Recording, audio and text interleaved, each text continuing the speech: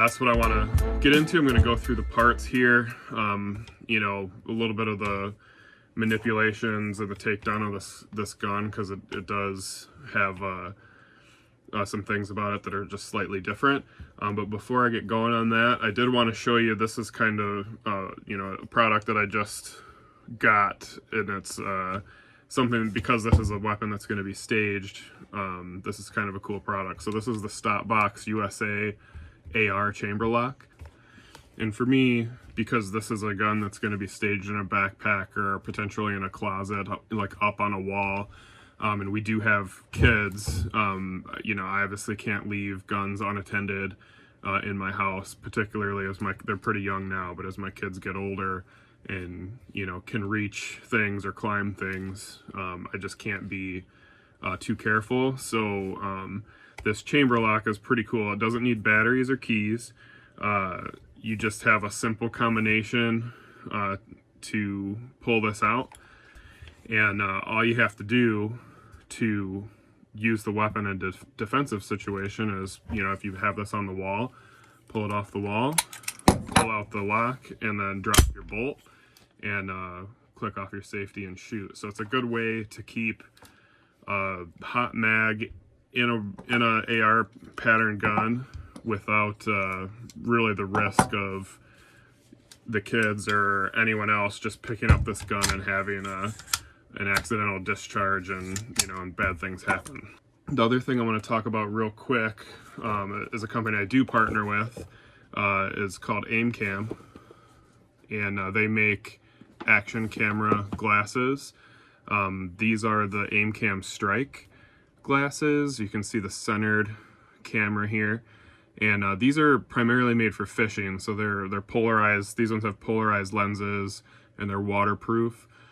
And then they also make a set of shooting glasses called the Pro 3Ks, and those have a movable camera, so you can center it like this, or they also have you can move them out over your eyes depending on which eye you're dominant on, and you can change the angle and everything. It's on a little arm, and those are awesome for shooting sports, archery, anything where you need to look right down your eye line, and you can actually look right through a scope or a red dot and see the reticle and see the dot if you aim them properly. And I'll get those for my next shooting season. I don't have them yet, but you'll start to see some videos of me shooting 3-gun and other things like that with those glasses. But I have a link in the description down below for these glasses. If you use that link to purchase them, I get credit for that. I'm a brand ambassador for them. And if you use the code MICH Outdoors, M-I-C-H Outdoors, all one word, you'll get 10% off. So that really helps me out, and I appreciate that if these look like something you might like to use. So anyways, let's get into this gun a little bit. So again, it's a 8-inch 300 Blackout AR pistol, and I'll kind of break down the parts here real quick. The first and kind of main feature is this Maxim Defense SCW pistol brace.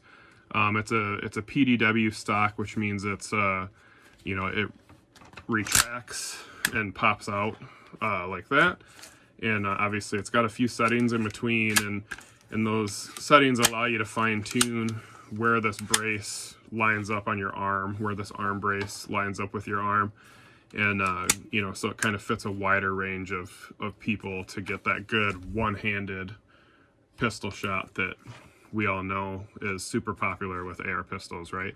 But anyways, that's what that is for, is to give you some adjustment there so that this brace makes contact and wraps around your arm in a good spot to allow you to shoot this one-handed as is intended from the manufacturer. But anyways, so this Maxim SCW stock or pistol brace is kind of the main feature of this gun. The reason I went with this is I was kind of between PDW and the Law Tactical folding adapter. And I went with this because I wanted an option that let me shoot the gun while it was fully collapsed. So I wanted it to be small enough to fit in a backpack, but be able to be fired without having to unfold the stock or manipulate the stock or brace in any way. So this accomplishes that. So when this is fully collapsed, you're only adding 4 inches off the back of the receiver. And the Law Tactical adapter, I believe, adds 1.5 inches, if I'm not mistaken, between 1 inch and 1.5 inches. So this is only about 3 inches longer, fully collapsed, than a folding adapter. But this can be manipulated and shot fully collapsed. So you can pull this right from a bag and go ahead and shoot. And the bars here do interfere slightly with the safety, the manipulation of the safeties. But as you can see on this side, when I am at the ready here with this gun, I can still get to the safety. It's a little bit in the way, but this gun would function perfectly fine, fully collapsed. So that was the huge, I was willing to sacrifice the additional 3 inches of length here to be able to fire this gun as is right out of the bag without having to manipulate the brace in any way. And then obviously if you have a little more time, you know, there's this push button here, which hopefully you're seeing on the point of view camera here. But this button here, you can kind of work this out step by step. There's a few, I think 2 or 3 lengths that it can be set at, maybe 4 total. Yeah, and or you can alternatively just grab this and give it a good tug, and it'll fully extend. So this it's a very, if you do have a little bit more time, it's still very easy to manipulate this gun quickly and manipulate this brace quickly and get it out to full length if that's what you need to shoot this more comfortably. It's easy to do. So it's just as easy as a folding adapter. It's only 3 inches longer, but it can be shot fully collapsed, and it gives you a couple different adjustment options to line this up on your arm. So that's kind of why I did this. So to get this 4-inch off the back of the receiver length, they had to build the buffer tube, buffer spring, buffer and bolt carrier group together into one integrated system so that this gun could function fully collapsed and only add that much length. So I'm going to show you that once I get through the rest of the parts. But so I spent a lot of time on this, but this is kind of the main feature of this gun. The rest of it is pretty basic stuff, but you know, I'll show you the operation of that here in a minute when I get done with the rest of the parts. So moving forward, I've got for receivers, I'm using the Aero Precision M4E1 upper and lower. They're matched. I bought them together. Those are, they kind of give you the look of a billet receiver set, the fit of a billet receiver set, but the price of a non-billet set. So you do have the integrated trigger guard here, and it's just a really nicely fit set to build a budget rifle with.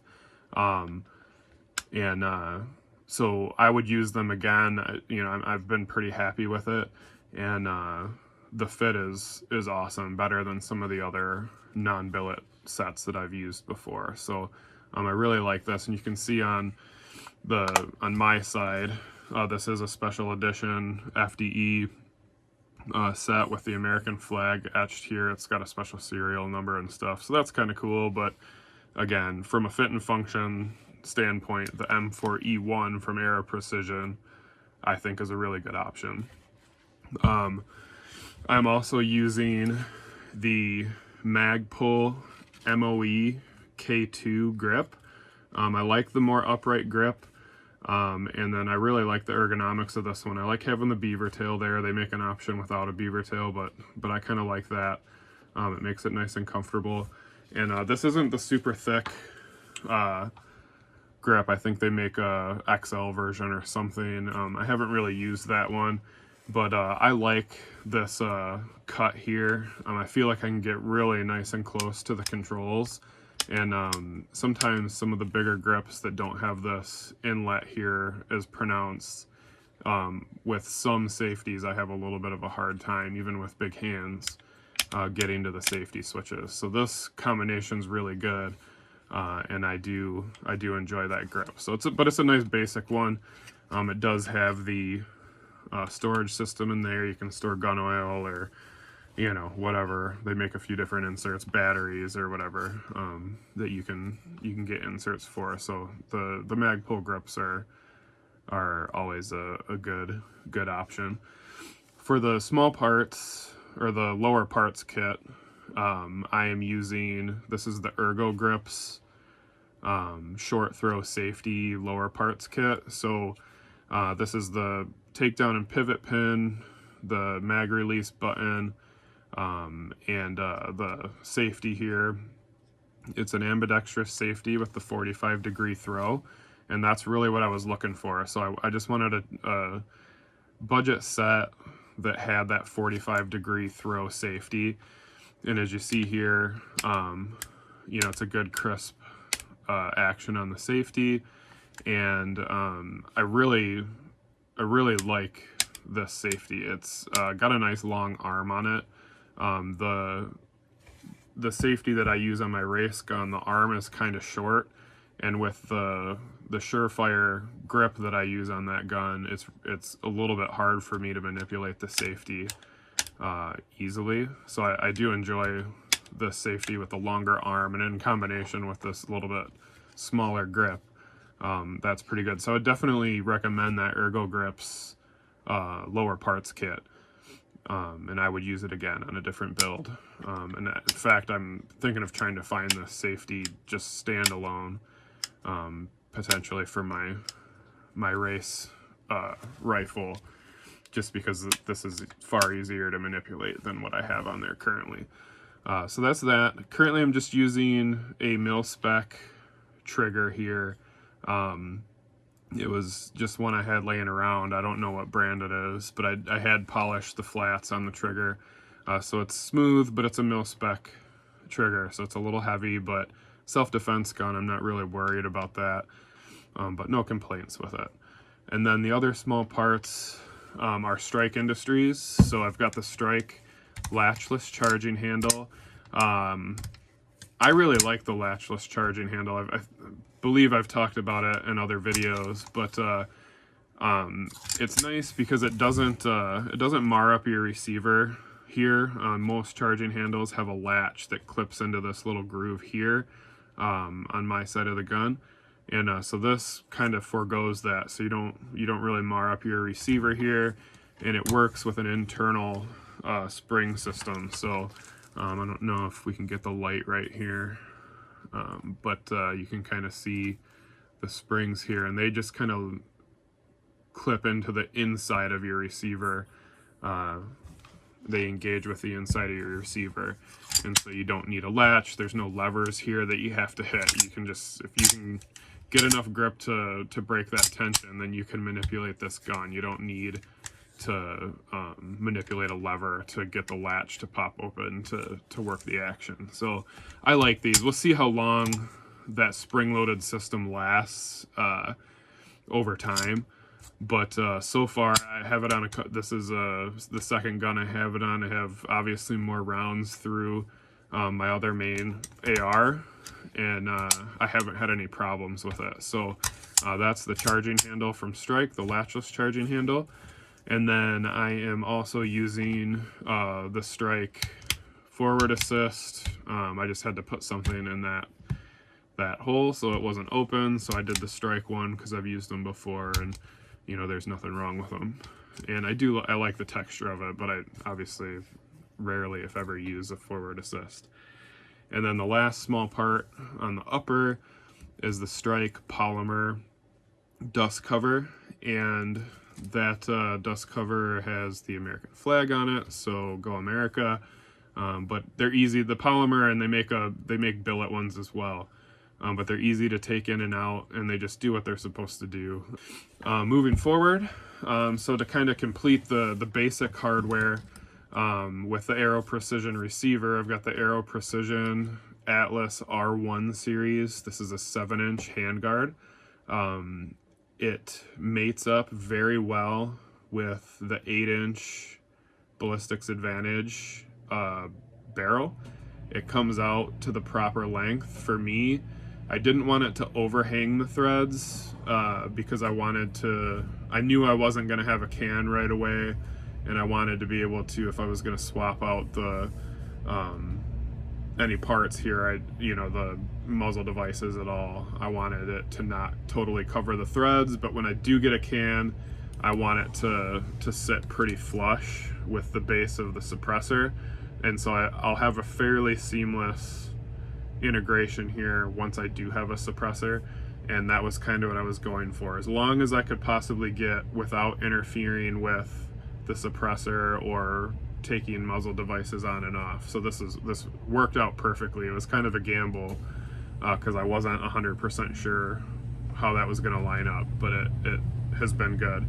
And and then obviously, because it's Aero Precision along with the receivers, it looks good on this end. The top line has a good integration and aesthetic to it, so I'm pretty happy with that. So that's the handguard. And then here at the muzzle end, so like I said, I've got the 8-inch 300 Blackout Ballistics Advantage barrel. So they have a really good reputation. I don't have enough rounds through this gun. I've basically only tested function with about 50 rounds. It got a real rough sight in on the red dot. But so far, the Ballistics Advantage barrel has worked, and they have a good enough reputation that I'm not worried about the performance of this barrel. So the 8-inch was the key thing, is I wanted that length. And then on top of that, I have the Silencer Co.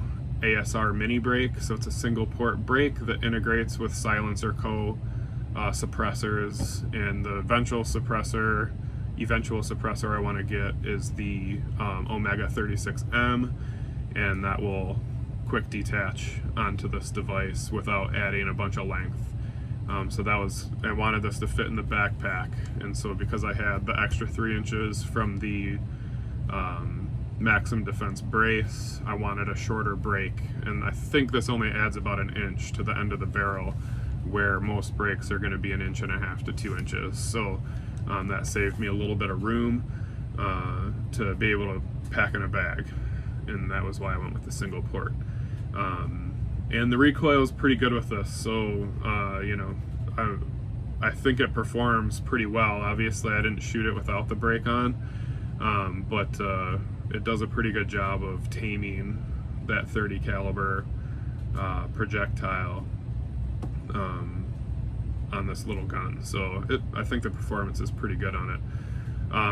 For right now, the gas block is just a standard mil-spec AR gas block.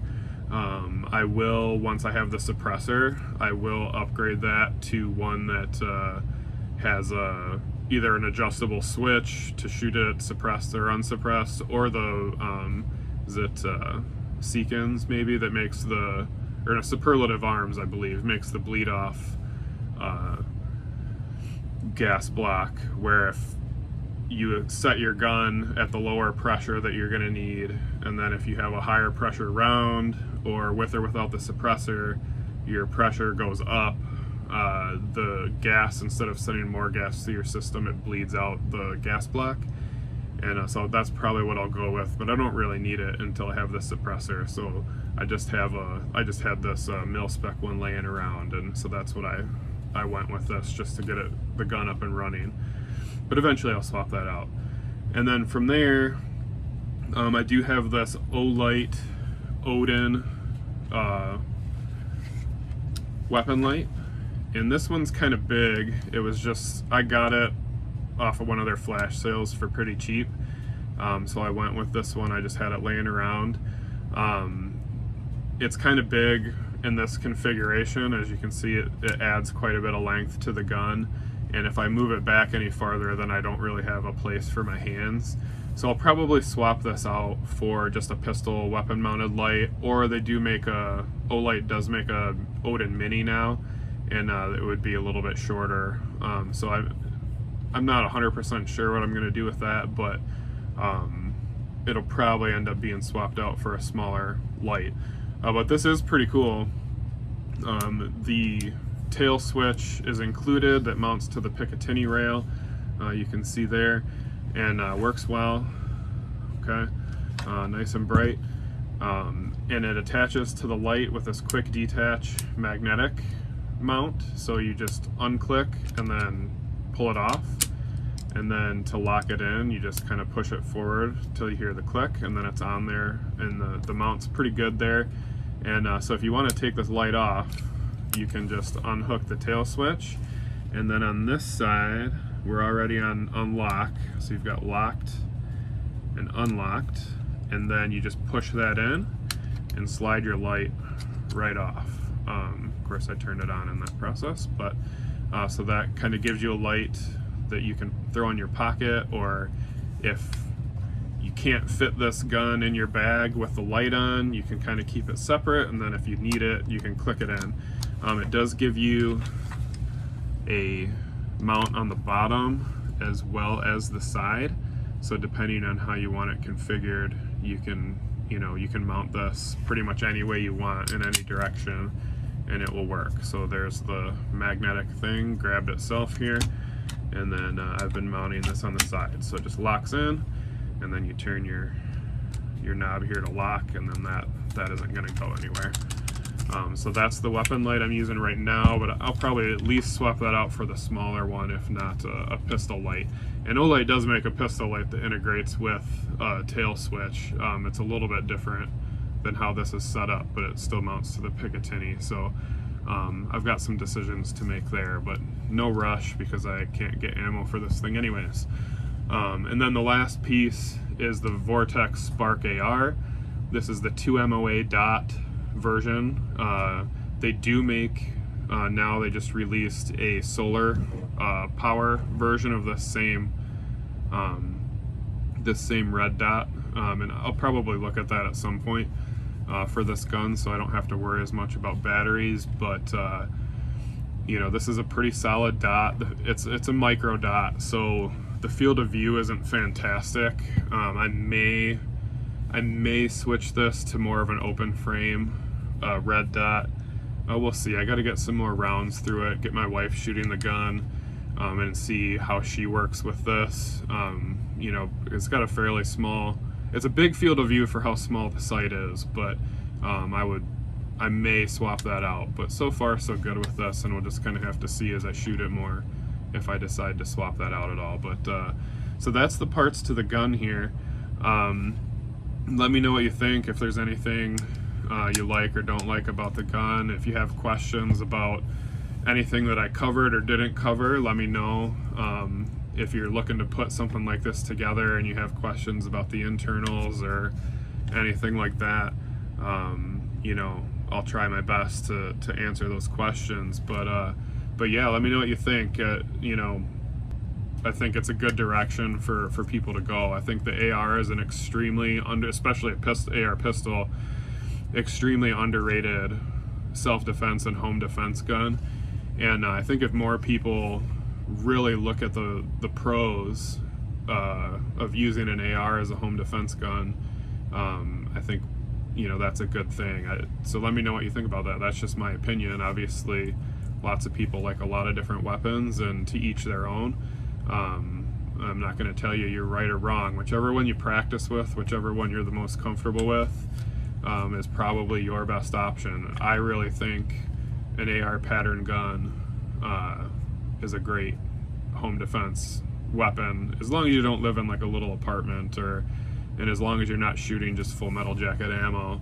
I think you can get a lot accomplished with an AR pattern gun, particularly a 300 Blackout, as long as you partner it with a good self-defense or home defense round. So anyways, that's this video. Like, comment, subscribe. I am getting somewhat close to being able to be monetized I'm sure my gun stuff probably won't be monetized, but I'm getting close to the numbers that I need to maybe get the